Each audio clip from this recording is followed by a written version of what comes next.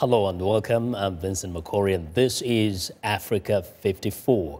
Now more on those stories in a moment, but first tonight, disturbing allegations in Kenya.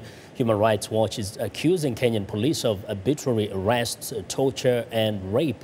The alleged victims, ethnic Somalis living in Kenya.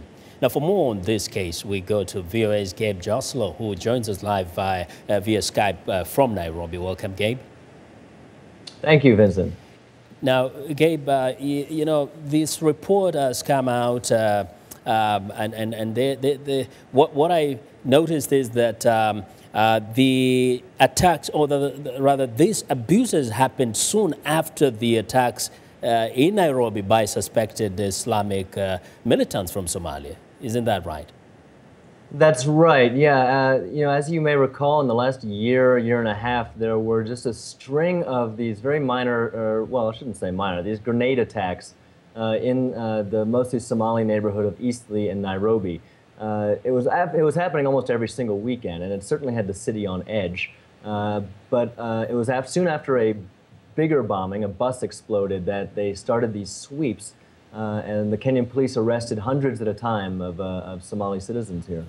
Now, what are government officials saying as regard to this report? Well, we spoke to a police spokesman earlier today who would say that, he understands that there's always going to be criticism of the police methods. He blamed this on a few officers getting excited. That was the word he used.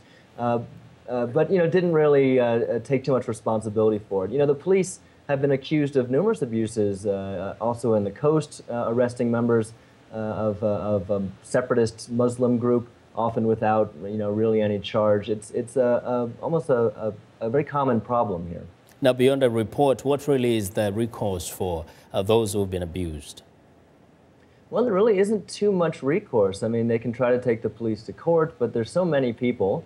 It costs so much money even to be bailed out of jail. That was another complaint of a lot of people in the Somali community, is that this was really just a scheme to get money out of them. So, it's really not clear what the next course of action is. The government has repeatedly promised reforms, so I guess we'll have to wait and see if that actually takes place.